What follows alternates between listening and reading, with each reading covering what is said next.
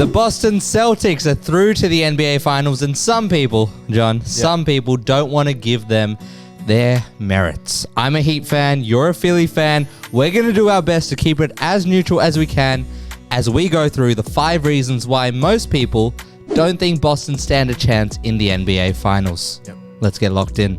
All right, fellas, this is NBA Casuals. Reason number 1, Jayson Tatum isn't ready, Jono, to take over the NBA Finals. What do you make of that? What have you made so far this playoff run of Jayson Tatum? Because he hasn't been tested. He has. Boston hasn't been tested. And let's get away from that narrative for a second, but just him. What have you made of it? He has underperformed extremely this whole playoffs. As Jaylen Brown's been carrying them to a certain extent, as we saw. I mean, he's won the Conference Finals MVP today in Indiana as well.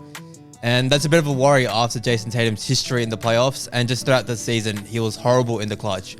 And kind of reminds you of what happened in the 2022 run, where he struggled in the clutch, but also his turnovers were really bad, where he committed 100 turnovers in those playoffs. Yeah. We'll talk about it later on in the video as well, but the 3-point shooting numbers, you know, you're looking at a guy, 6'10", big frame. If you built a basketballer in a lab, it would look something like Jayson Tatum, but you've got him under Joe Mazzulla, 8 3-pointers a game. That's how many he's attempting, and only about 5 at the rim. We've sort of been contemplating that over the course of this week. What does a dominant Jayson Tatum performance look like? I think he needs to get to the rim a lot more. For sure. And we've got the NBA Finals coming. You said it yourself. He didn't play well enough last time around. What does a dominant Jayson Tatum box score look like against what it's looking like, the Dallas Mavericks? What does he need to do to take over? Yep. As all-rounded as the Celtics are, Jayson Tatum will have to be at least the best or the second best and very close to Jaylen Brown in the finals. And stat-wise, I would say that's about 28, 29 points a game, 10 to 11 rebounds a game, because he will be the starting power forward. He's got to get those boards with the way Dallas crashes the boards, and about 6 assists a game. He's got to be shooting at least 47, 48 from the field and at least 37, 38 from 3. It's amazing you say that, but these are still mini Bron numbers. They are. Which goes to show the dominance. Yeah. But yeah, it's just hard for me, John, to get it out of my head. The Jaylen Brown I knew and fell in love with as a Miami fan over the past few years, but the highest played player in the league acting like it. Acting like it out in the East. And like what we said with Tatum in the clutch, this season in the clutch, he shot 36% from the field. And in the playoffs so far, he's at 31%. And that's something you can't have at all. And as also something I mentioned to you earlier this week in terms of his style of play, he's got the frame, the 6'10". He's a great driver, great length. He's so good at finishing when he tries to go to the rim. Yeah. But he tries to play like Kobe too much. He likes that one-legged fadeaway on the smaller guys. If he attacked and drove to the rim like he really could be, I told you, he could be a top 3 or 4 driver in the league, and he would certify himself as a top 5 player in the league if he started playing that way. If you want Boston to lose like we do, all right, all you need to do is make some Kobe, Jayson Tatum edits, tag him in it. 100%. Night before the game, he might see it. Add him on Twitter. And he's gonna get 3 more mid-ranges. Fadeaways. Yeah, he might get Kyrie or Luka on him. He won't try go to the rim. Go. All right. Reason number 2, John. What do you have for me? Tell me why Boston's losing. Nobody, not even the Boston Celtics, can defend Luka or Kyrie. Okay. Now, we talk about the lab in reason number 1, but if you made a defensive unit in a lab, on paper, it might look like the Boston Celtics. Yeah. But we know the NBA is not just about one-on-one defense, it's about team defense. Exactly. And how do you think that's going to play out against Dallas? Well, with Dallas, you know it starts and ends with Luka and Kyrie. Yeah. I used to keep saying it just starts and ends with Luka, but the way Kyrie has played these playoffs, leading the team on and off the court, he's taken so much of a burden off Luka, which it looked like it strangled him in previous playoffs. But now Kyrie's giving him that freedom. Luka's giving him that freedom. And they complement each other so well off the court and on the court. And you can see how well they're flourishing together now. All right, let's get into it then. These are probably 3 things we're going to see from Dallas thrown at the Boston Celtics. Yep. Luka's going to run pick and roll. He's going to do it with Gafford, Lively, Derek Jones, whoever it is. He's going to try and get Porzingis up. Horford, and then perhaps if Horford's there, Horford might die out on the court, John, if that's a switch. But let's say you've got Porzingis. How are you managing that pick and roll situation with Luka? Yeah. Well, the first thing with Porzingis, when is he coming back? Is he going to be back? Let's say he is back. Let's say he's back. Let's say he's back. See, I'm still not going to assume he's fully healthy because it was a calf issue. And calves, they linger and they can really hamper you even though you think you've recovered from them. But Luka, if he switches onto Porzingis, if I'm the Boston Celtics, I'm going to trap straight away. Trapping off, not off Kyrie, off the person on the wing or the other corner, and we're just rotating. You don't want Luka to go one-on-one with KP, who's not even 100%, and he's a tall big, and we saw what he did to Rudy Gobert at the end of game 2, it was, I believe, with that 3 to win the game. You don't want that kind of matchup at all throughout that series. You don't think he'll have the speed, to hedge and sort of recover back to his man? I don't think so. I feel like he'll take that matchup a little personal after their history together in Dallas, and he would want to get that championship before Porzingis does as well. And Luka's so smart. Even though Porzingis is tall and has length, he'll use his fakes, his turnarounds, he'll use his body because Porzingis is a slender. Once you're in the air, your height is meaningless. Yeah. It's meaningless. And even with Luka, people say he's 6'6", 6'7", but certain people think he's 6'9", 6'10" with photos that have come out in this series. And you saw him shoot fadeaways of Naz Reid that go in, look like the toughest shots. But for Luka, he probably doesn't even see those contests. And it's so tough to guard him. You're going to have to get the ball out of his hands as much as he can. So we're into the third, fourth quarter. It looks like Luka's having one of those nights where he's just not missing. Yep. What are we talking about? Because I have something in mind, but what do you think Boston does? Is it just random doubles at him? Is it just random blitzes? What do you think Boston should be doing if Luka is just having one of those incredible nights? Yeah. Well, obviously you're going to have one of Drew or Derek White to start on him. Okay. So that's... Okay. Sure. On a one-on-one matchup, that's kind of what you want. That's your best option for Boston. And off the back of that, depending on who he's bringing to the pick and roll, whether it's the big or a wing, most likely it will be the big. You're still going to want to hedge or trap and then let the others rotate because Boston are really good at that. Would you consider even doubling before the screen sort of comes up just to get the ball out of his hands? Not too early because this is something I mentioned to you in game 4 where he was near halfway and they sent a soft double. And then he just swung it to Kyrie and then PJ Washington wide open in the corner with about 3 minutes to go to give them the lead. And it's an easy 3 for them. If you're going to trap or double him, it has to be a hard trap. Get physical, show hands, show length, get in his face and trouble him because he can get frustrated sometimes if you do get physical with him. And that's the only way you're going to slow him down this series if you get into his head. Yeah. Touching on that, you mentioned you want to see Derek White, you want to see Drew, but I'm just going to put this out there, John. Jaylen Brown. He's not the best player on this team, but he sure is the X factor of this team. Yep. And he's someone, because you literally have these twins in these modern NBA wings in Tatum and Brown. Yep. He's someone you can just throw out. Yep. Throw out. Take the matchup. He's got the size. All 48 minutes. And I think you'll see a bit more full court pressing with Luka. Yep. Because Brown likes doing that as well. knee is bleeding, brother. Yeah, it is. That knee is not in shape. Must be a scab under there. And I think Jaylen Brown might be that guy to do those sort of full court pressure minutes. In pure isolation for sure. But once you get to the pick and roll, the way the Mavs are setting screens for Luka, it's so hard to navigate those screens. Even though you said McDaniels might, he couldn't. And once that happens, it's Lob City pretty much. Even with KP, or obviously with Horford back there, but even with KP there, it's Lob City with Gafford, with Lively, hopefully when he comes back, Derek Jones. It's gonna hurt. So hard to it's stop. gonna hurt every racist Boston fan to see a white man thrive. Yeah, it is. See a white man thrive. Reason number 3, Joe Mazzulla lets the Celtics take way too many threes. Now, before I get your thoughts on this style of play and its longevity in the NBA, let's go through the numbers. Obviously, you've got the Celtics number 1 in three-pointers attempted with about 42, 43 in the regular season. It is down to 39. Not a huge difference. Not a huge difference. 3 shots. But this is where the separation sort of comes into play. In terms of wide open threes, they're 7th in the league this season. And in terms of contested threes, they're 3rd in the league this season. And that's where I think a lot of the criticism lies.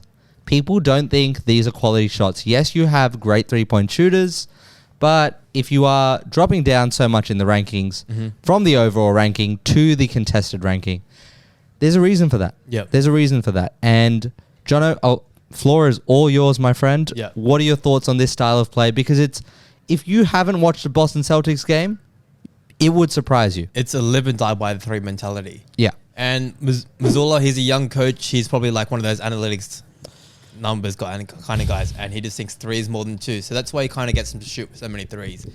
And in games where they're hot, sure, it works. But the NBA, against good defenses and what the Mavericks are playing right now in the last 20 games of the regular season as well, has been great defense. You don't want to just be shooting threes and try beating them in a numbers game. When you got Luka and Kyrie on the other side, almost every possession, they're going to be getting a great look. Great look. Not even from three, just a great look and a high percentage shot.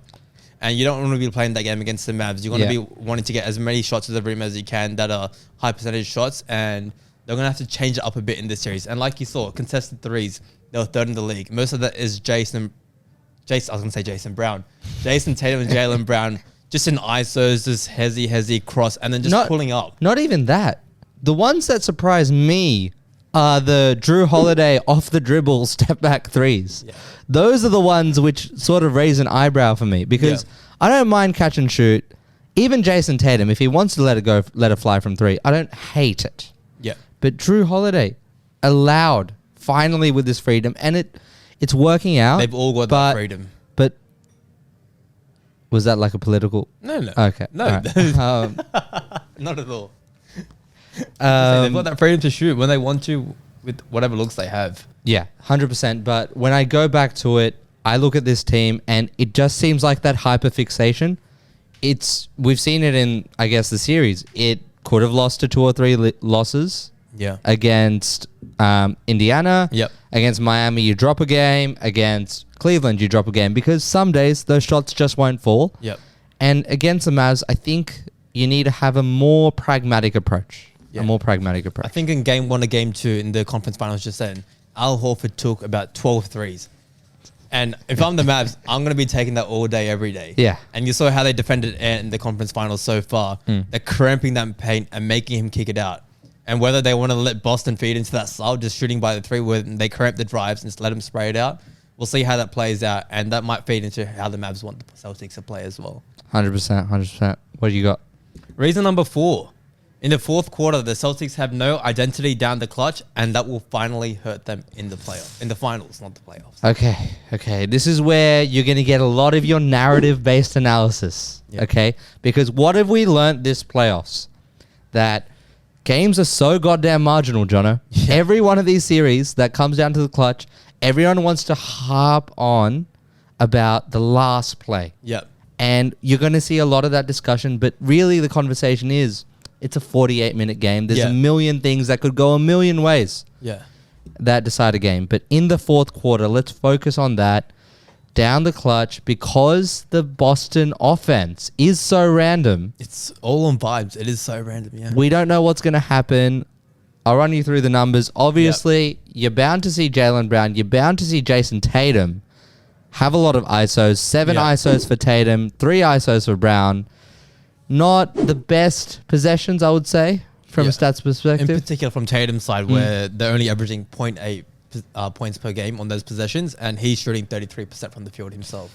It's not looking good. It's not looking good when they play hero ball, but floor is yours again. Yep. What are the plays you're looking at for this team to run that you think can work in a playoff environment, in an NBA Finals environment? Yeah. So the typical go-to play that you see a lot is a Derek White and Jayson Tatum pick and roll on that left wing. And that's where they try to get the switch of the small guy into Tatum, and they give the ball to Tatum, and they just say, let him cook. Whether that's an ISO from the perimeter or a post up, they kind of just play off that, and whether he tries to drive to the rack or kick it out, it's kind of just random all the time. Yeah. They don't have that go-to trustworthy play like the Nuggets, where it's Jamal and Jokic pick and roll, and you can just rinse that. I mean, and it's always so good. It's sort of a complication of having too many things they could do, because there have been so many little things and nuances in this offense that I've liked. You know, Jaylen Brown has finally been good in a pick and roll environment with Porzingis. You've got Drew Holiday posting up smaller guards because guess what? Drew Holiday is decent on offense, and he's got the easiest matchup on the team because teams are obviously more worried about the other guys. Yep. And these sort of things you'll see every now and then, but down the fourth quarter, you probably don't want the ball in Drew Holiday's hands. You probably don't want it in Jaylen Brown's hands, regardless of the MVP. So just managing that, and it's always been a conversation last 2-3 years. Yeah. You've got two players. They play a very similar style in Jayson Tatum and Jaylen Brown. How do you manage it? And I think the answer is to have them obviously rotate their on-off minutes, and that gets the best out of both of them. Yeah, but in the clutch it's different. And with the clutch record, they were 21-12 in the regular season, which is pretty good, and they're 4-0 so far in the playoffs. And the Mavs are 23-9. It's going to be interesting how that plays out in the clutch. And obviously, we just talked about how Boston are in the clutch. The Mavs, there was a bit of trepidation from you with Luka and Kyrie in the clutch. I think in our last video, before. Yeah. And we've seen in the last series how I've been proven wrong. Incredible they have I've been proven wrong. And in the finals, there's no time for Boston to play around in the clutch and just go, my turn, your turn, or what's going to work? Is this going to work? Typically, they try to pick on the small guy. In this series, that's going to be Kyrie. And that's not as big of a mismatch as people may think, because he's been playing with so much energy, physicality. He's been playing great defense these playoffs. And there's not... Really? He has been. There's a difference between someone that's trying and someone having... He has been trying and also playing very good defense. But he hasn't faced the guys that he's going to face. Yeah, but if he's the worst defender on your team, and with the way he's playing defense, if I'm the Mavs, I'm taking that all day, every day. Because Luka, he's got the size that can still be able to hold up with Tatum or them in the post if they want Let's see. I've got faith in Luka. It's the finals. Let's see. Luka will be there. You're letting your heart show right now. You're letting your heart show right now. He will be there to show. Reason number 5, I'm quoting you. The Celtics only have 5 guys they can trust in the NBA Finals. 6. Yeah. So obviously given Porzingis' health. This is something I said at the beginning of the season, or very early on, where you got Derek White, Drew Holiday, Jayson Tatum, Jaylen Brown, KP, and then Horford. I'm not a fan of the rest of the rotation, whether it's Cornet or Tillman as the big, and then Hauser and Peyton Pritchard. With role players, the guys coming off the bench, you want them to provide some sort of X factor, but something different to what your starting lineup provides. And in terms of Pritchard and Sam Hauser, it's just 3-point shooting and not great defense. All the guys in the starting lineup, they can shoot threes, and they all play amazing defense. So they don't provide something extra. Yeah, definitely not versatility. It's more of the same. Yeah. But I guess my question to you is, why are you so worried about depth in the NBA Finals when players are probably going to play 40 minutes? Yeah, most of these guys aren't going to get minutes. But when you're playing the same style with all those players, it's easier to predict defensively, and you can get used to it. It's easier to make adjustments. When you got different people coming off the bench with different abilities, like even though Minnesota is getting dominated right now by them, you saw how Minnesota's versatility off the bench helped them dominate. Denver. Even the Mavs just having Gafford and Lively and having a very capable center the whole game. Yeah, that definitely helps. 100%. But I think you're just a little bit traumatized, John, by the Joel Embiid on-off numbers. That's a bit tough as well. I think that's what's got in your head. It is in tough, a whirlwind. But I think the Mavs and J Kidd will figure out how to handle these Celtics with a very short rotation, especially if Porzingis is not there early on in the series. Boston are going to struggle, in my opinion. We saw today it was only Tillman, Pritchard, and Hauser. 3 men off the bench, and I think that's the way you're going to see it. And they've got the longer break. And I think whoever comes off the bench is going to struggle for the Celtics in this series with the way the Mavs have been playing so far, defensively and offensively.